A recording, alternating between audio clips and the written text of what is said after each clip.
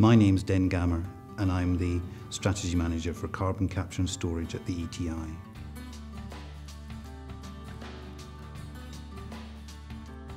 We discovered that the ability to store hydrogen in large quantities and convert that hydrogen into power is a reliable, affordable and flexible way of creating power to meet peak demand requirements in the UK.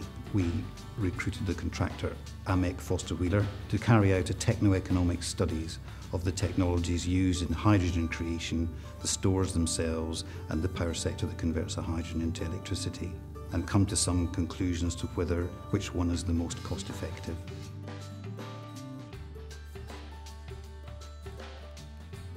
At the moment, the UK landscape for power production is changing very radically. We're rolling out very large quantities of power production from wind, both onshore and offshore.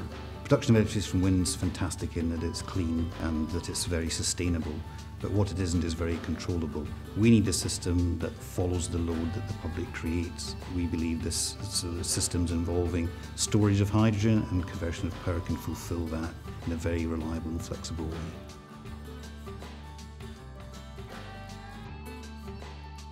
Salt caverns are in common use today all over the world. In particular, they're used for storing hydrocarbon products such as oil, and in the UK particularly for natural gas. There are 30 very large caverns in operation. Beneath our feet, as many people know, there's layers of rocks. One layer of rock that's not that common perhaps is layers of rock salt.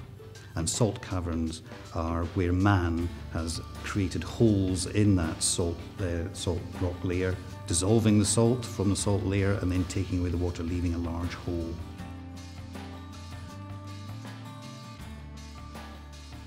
The main benefit is really one of cost. This is a particularly low-cost way of providing clean power at peak demand. The quantity of energy that we can store in these caverns is very large. The total amount that we store in one single cavern is enough to satisfy the peak demands of a single UK city.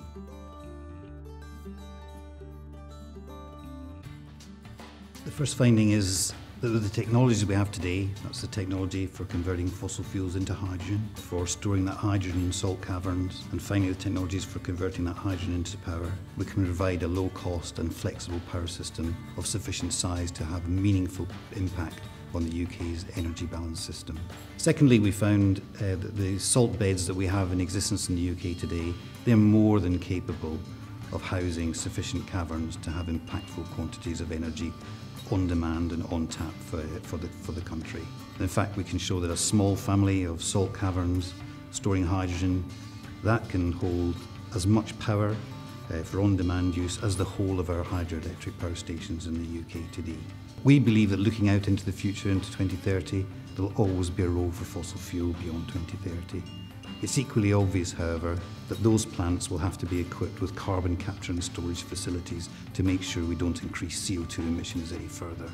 Once you've equipped a plant, a power station, with carbon capture and storage, you develop such an investment that it's not something that you want to run perhaps just during the hours of daylight but switch off at night. However, if you have a store, you can create your hydrogen 24/7, 365 in a small plant, feed the hydrogen to the store, and then only release bursts of hydrogen into the market via electricity when the system actually demands it. That's a lot more efficient and a lot smaller than building a whole clean power station designed purely to meet peak demands for 3 or 4 hours a day.